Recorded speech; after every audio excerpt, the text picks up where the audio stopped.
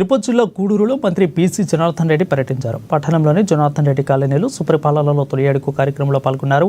ఇక కూటమి ప్రభుత్వం అధికారంలోకి వచ్చాక పెన్షన్లు తల్లికి వందనం సక్రమంగా అమలు చేస్తున్నామని అన్నారు. ఇది దోచుకునే ప్రభుత్వం కాదు, కమిట్మెంట్ ఉన్న ప్రభుత్వం అని తెలిపారు. ఆర్థికంగా ఎన్ని ఇబ్బందులు ఉన్నా సంక్షేమ పథకాలు అమలు చేస్తున్నామని, జగన్మోహన్ రెడ్డి రాష్ట్రంలో రౌడీలను ప్రోత్సహిస్తున్నారని అన్నారు.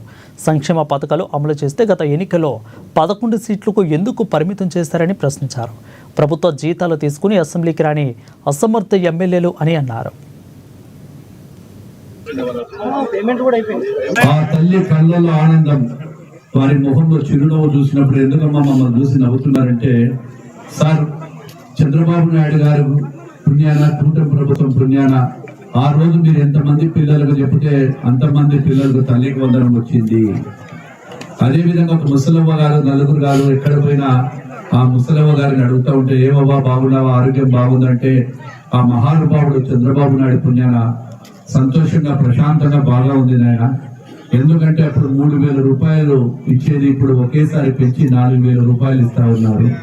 ప్రతి నెల 1వ తేదీన ఎవరు మా దగ్గర 1 రూపాయి కూడా అడగకుండా, ఏ కమిషన్లు లేకుండా మన ప్రభుత్వం వచ్చిన తర్వాత ప్రతి ఒక్కరికి కూడా ఉదయాన్నే మా ఇళ్లకు తీసుకొచ్చి ఏదైతే ఉన్నారో ఉద్యోగస్తులందరూ కూడా సచివాలయ సిబ్బంది అంతా కూడా తెచ్చిస్తా ఉన్నారు.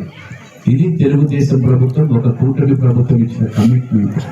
ఆ రోజు మాట చెప్పిన ప్రకారం 3,000 రూపాయలు 4,000 చూస్తామన్నాము. అదేవిధంగా ఏదైతే ఉచిత సిలిండర్లు చెప్పామో ఇచ్చిన మాట ప్రకారం ఉచిత సిలిండర్లు ఇవ్వడం జరిగింది.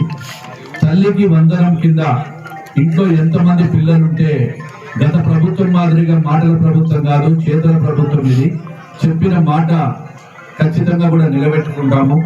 ఇచ్చిన ప్రతి అంశాన్ని సూపర్ 6 పథకాలన్నీ కూడా ఒక్కొక్కటిగా మొదలుపెట్టి ఇప్పటికే 80% పైన కంప్లీట్ చేయడం ఉంది.